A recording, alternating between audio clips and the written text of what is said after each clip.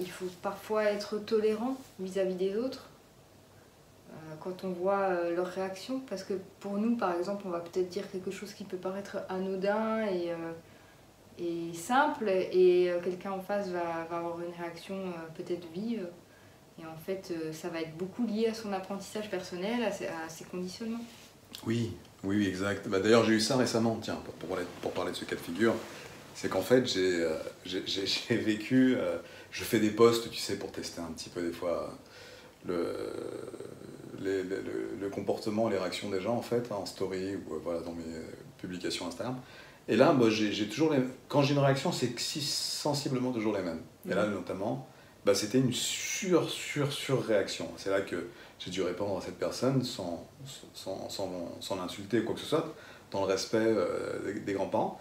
Et en lui répondant, je me suis dit, mais en fait, cette personne surréagit parce qu'elle est sensible à ce propos qui, pour moi, n'est pas insultant, mais j'ai une façon de dire les choses, il est vrai, qui peuvent être heurtantes parfois. Tu me l'as toi-même remonté. C'est que tu as une manière bien à toi de t'exprimer, et puis voilà, les gens sont plus ou moins sensibles au sujet que tu évoques.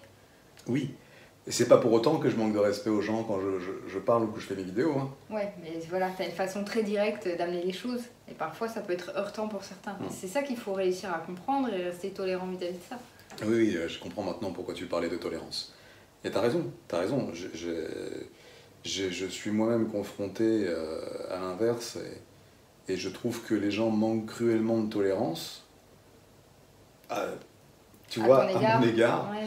Et du coup, moi-même, il faut que je fasse preuve de tolérance, et j'en fais à l'égard des réactions et des surréactions qui sont parfois disproportionnées, je dois l'avouer, que j'ai en réponse à mes stories ou mes reels ou mes publications sur Internet. En tout cas, je te remercie de m'avoir relevé, de m'avoir ramené ces infos. Et du coup, voilà, je trouvais ça très, très malin, la façon dont le parallèle que tu faisais par rapport au chien. Par rapport au chien, oui. C'est ça, le chien, finalement, il arrive dans le foyer, il est encore tout, il est neuf, j'ai envie de dire. Ouais. Il est neuf, il n'a pas été formaté ou formé, et formé les deux, en fait, par la main de l'homme. Et en fait, dès qu'on commence à vouloir instruire et mettre du dressage là-dedans, on crée un conditionnement chez l'animal. Je prenais l'exemple tout simple de... pour s'amuser, on a envie d'apprendre au chien à donner la patte, mais en fait, lui, il va enregistrer que s'il veut telle friandise, il faut qu'il ait ce type de comportement.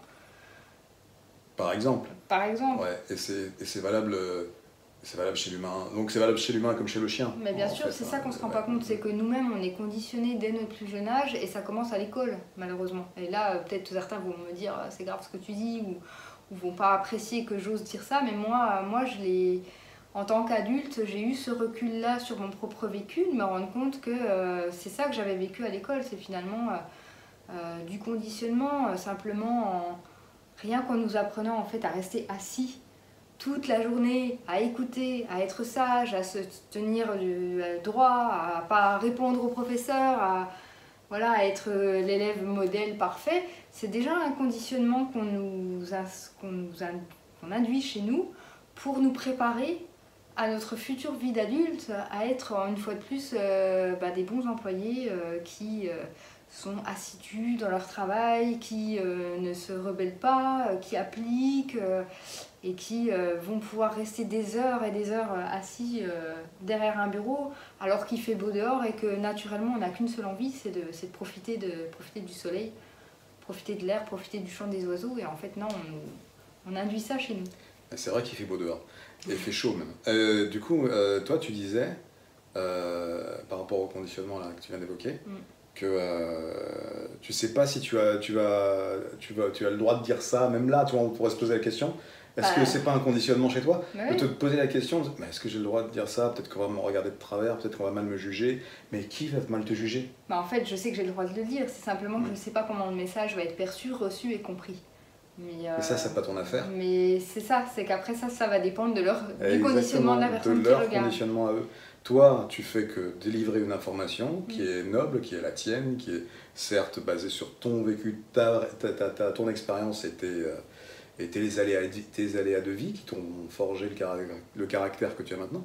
Mais la réception, ça appartient à celui qui reçoit. Ouais. Toi, tu as juste émis tu es une émettrice. Tu émets une info, un signal, un son, et après, évidemment, toi, tu es toujours dans le respect, et ça, c'est tout à ton honneur. Tu es toujours dans le respect profond et évident des éventuels êtres humains à qui tu t'adresses, mais leur réaction, leur surréaction, leur mauvaise réaction ne dépend pas de toi. Oui, ça leur appartient. Ça leur appartient. Ça leur appartient à eux et par rapport à leur conditionnement de base, évidemment. Et donc, ça, c'est un truc que je sais bien que c'est difficile à dire parce que les gens ils sont toujours un peu réfractaires à ce genre de nouveaux propos ou anciens propos, ça dépend à quelle époque ils sont rentrés. Mais en fait, c'est juste, faut l'accepter, quoi. Faut juste l'admettre, en fait. C'est surtout qu'on peut facilement entendre oui, t'exagères quand même, tu caricatures, c'est un peu oui, c'est exagéré tes propos, mais en fait, moi, à mon sens, c'est pas exagéré, c'est juste que j'ai pris suffisamment de recul sur ce que j'ai vécu pour pouvoir me permettre de dire ça aujourd'hui. C'est sûr qu'il y a X années en arrière, j'avais pas du tout ce discours-là. Bah oui, complètement. Complètement. Mais du coup, je suis embêté de voir, enfin après je suis embêté, c'est une façon de parler, hein. Je sais bien que c'est pas mon problème, mais il y a tellement de gens qui manquent de preuves, qui savent plus faire preuve de ce discernement-là, qui est pour moi essentiel pour pouvoir composer avec les autres de manière assez sereine en société. Parce qu'on est obligé de composer en société. Et pour ça, il faut réussir à faire preuve de discernement, sinon on s'empoisonne en fait. Ouais. On s'empoisonne avec les multiples différenciations dans lesquelles on doit rentrer pour pouvoir se comprendre. Enfin, j'ai mal fait ma phrase, mais globalement, je pense que j'espère m'être fait comprendre. Ouais. Mais tu vois, ça me fait rebondir sur ce que tu dis, c'est pareil, ça c'est un autre conditionnement, le fait de... Tu parlais de faire preuve de discernement, en fait on nous a aussi appris à ne pas nous poser de questions.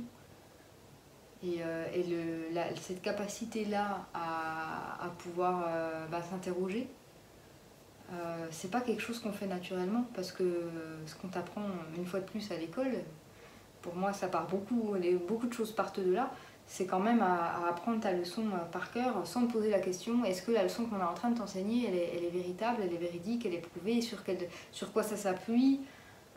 Voilà, on remet jamais en question l'autorité finalement. Et non pas pour dire que l'autorité a toujours tort, mais simplement le fait de s'autoriser à se poser des questions, et puis peut-être soi-même à se dire, attends, mais là, je suis pas convaincue, j'ai bien envie d'aller chercher l'information un petit peu plus loin, voir d'où ça vient, et est-ce que c'est savoir si c'est véritable ou pas, sur quoi ça s'appuie, sur comment c'est étayé, etc. Bon, c'est surtout qu'on nous a enseigné, je voyais autrement en fait, hein, par rapport à ce que tu as dit au départ. On nous a surtout enseigné à nous poser des questions, mais qui ne sont pas les bonnes. Ouais. Elles ne sont pas utiles, quoi. Je veux dire, on se pose des questions, on a appris, c'est le conditionnement de l'être humain, comme tu disais, par l'éducation, l'école, tout ça. On a appris à se poser des questions, ou même poser des questions, qui ne sont pas légitimes, à mon sens. Après, peut-être qu'il y en a plus légitimes que d'autres. Mais voilà, la question que tout bêtement l'enfant pose à ses parents avant d'être formaté par l'école, c'est plus logique, limite, tu vois. Papa, enfin, c'est un exemple que je connais pas parce que moi je n'étais pas poseur de questions non plus, mais pourquoi tu mets ça dedans, par exemple? C'est intéressant, parce que le gars il s'intéresse vraiment à un effet, une subtilité mécanique qu'il ne comprend pas encore et il attend d'avoir l'explication de son papa pour pouvoir composer au mieux avec ce contexte-là. Et ça c'est utile, mais ça c'est l'enfant, il pose vraiment des questions utiles, je trouve légitimes, avant de se faire machiner par l'industrie de l'éducation. Oui. Voilà. Oui. Après, par l'industrie de l'éducation, il apprend à poser d'autres formes de questions. C'est intéressant peut-être. Peut-être, je sais pas, hein. Moi je j'ai pas été très longtemps à l'école, mais c'est intéressant. Mais je sais pas si c'est vraiment plus pertinent que ce qui nous vient naturellement à l'état sauvage, j'allais dire. Oui, puis ce qui est intéressant en fait de ces questionnements-là, c'est que souvent ils sont suivis d'une mise en pratique, d'une expérimentation. Donc du coup, ça permet vraiment d'ancrer cet apprentissage-là. Alors que parfois, on essaie de nous enseigner des choses, mais ça reste purement théorique. Et il n'y a pas la compréhension qui se transmet à travers l'expérience du corps, l'expérience de la matière, l'expérience physique en elle-même. Ouais. Mais ça, c'est... On est complètement décorrélés, en fait. C'est comme si on nous avait séparés entre le côté physique et le côté mental. Alors que c'est un tout. C'est ça.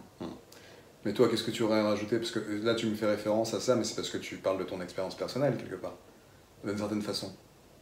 Oui, d'une certaine façon. C'est les compréhensions que j'ai eues, moi, de ma propre expérience de l'école, même si j'ai aimé l'école ou j'ai cru l'aimer, en fait. Mais Ah oui, tu m'avais raconté, oui. c'est ça. Oui, oui, ton rapport au fait de ramener les bonnes notes, et pourquoi tu le faisais, et dans quel but, enfin, C'est ça, finalement... c'est que ça appartient au vécu de chacun, mais les raisons qui alimentent ça, elles sont très personnelles. Mais dans mon cas, c'était que j'avais un tel amour pour mes parents que j'avais envie de faire bien, j'avais envie de leur faire plaisir. Et puis pour moi, c'était important finalement de correspondre à l'image qu'on attendait de moi quelque part.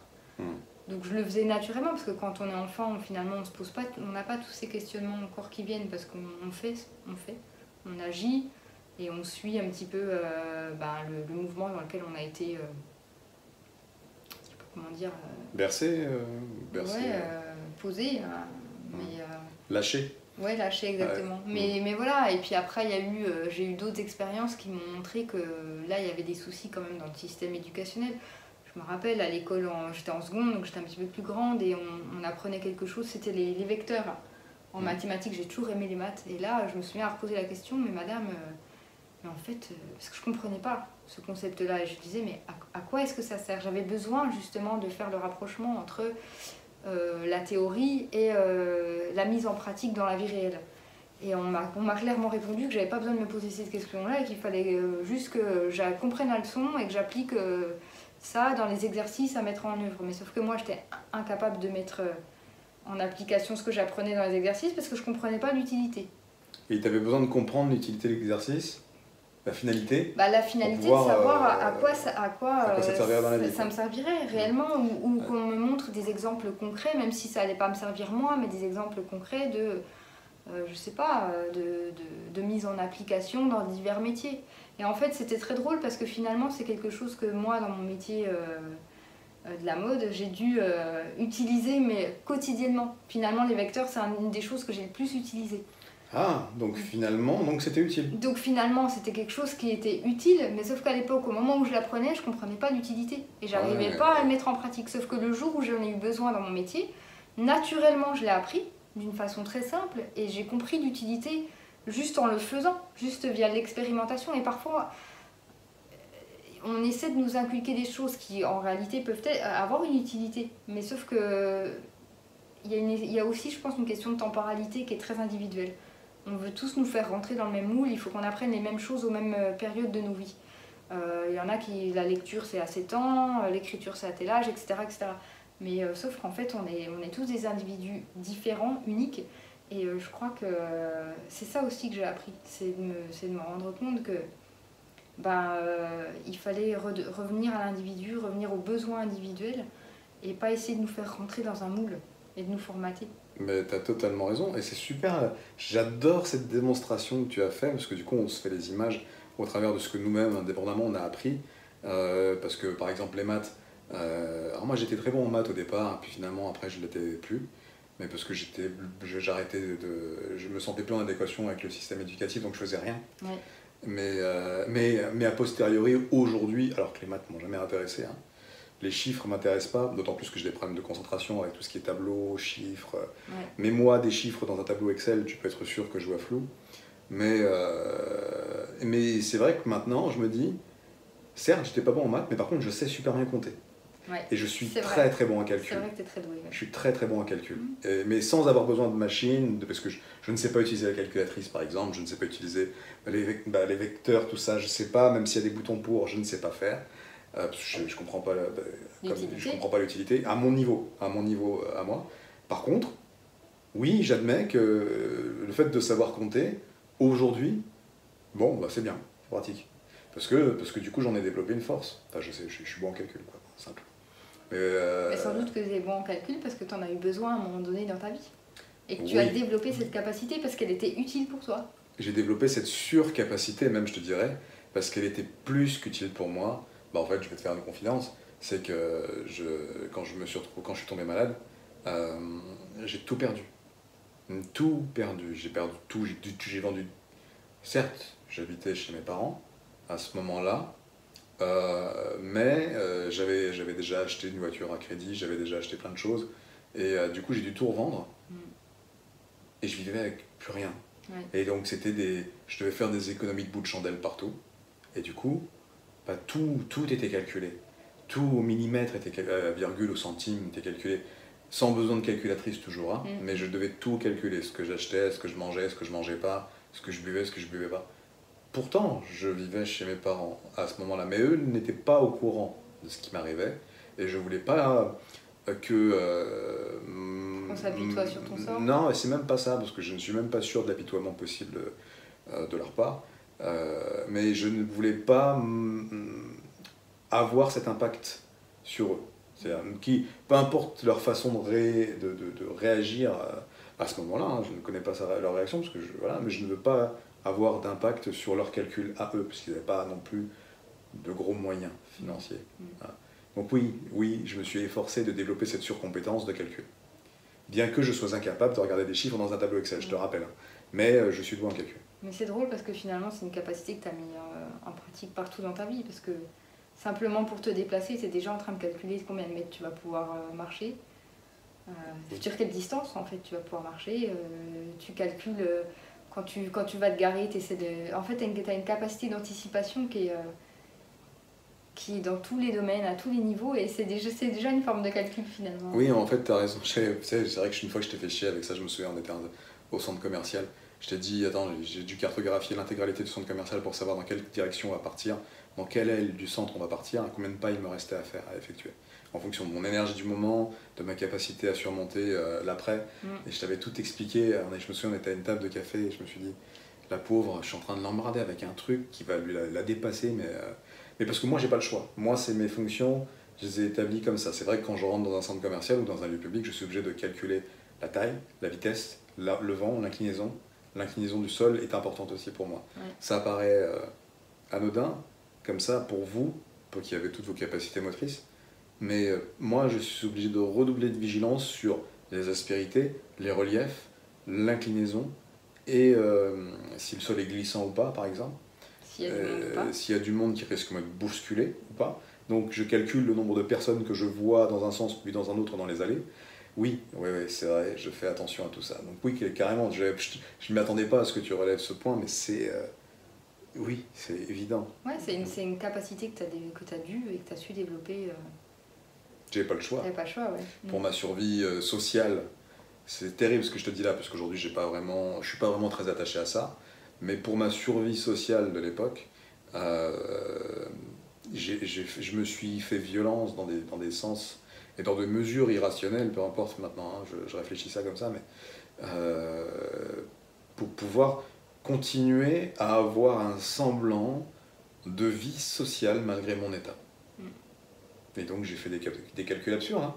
Certes, ils étaient absurdes, je suis devenu bon, mais voilà, tant mieux, maintenant j'ai composé mon cerveau comme ça, donc maintenant je suis bon en calcul, c'est tout. C'est ça que ça m'aura apporté finalement. C'est devenu des automatismes. Voilà, c'est ça que ça m'aura apporté. Ouais. Et du coup, toi, qu'est-ce que tu aurais, par rapport à cette notion de ce qu'on a appris à l'école et les vecteurs qui t'ont été utiles, tout ça, tu aurais quelque chose à rajouter ou on a déjà fait le tour? Non, là comme ça, je vois pas d'autre chose, même s'il y a tellement à dire avec l'école et au conditionnement, en fait, c'est tellement ancré dans nos vies, on est tellement... Puis en plus, on est tellement coincé là-dedans qu'on se rend même pas compte qu'on est imprégné de ça. Mais j'ai pas de choses en particulier qui me viennent, mais voilà, simplement... Parfois, c'est bon de pouvoir prendre un petit peu de temps pour soi et de prendre du recul sur soi-même, sur sa propre vie. Parce qu'on est tellement dans une vie frénétique qui va dans tous les sens, où on n'a plus une seconde à nous, où il faut être dans l'ultra-performance, il faut être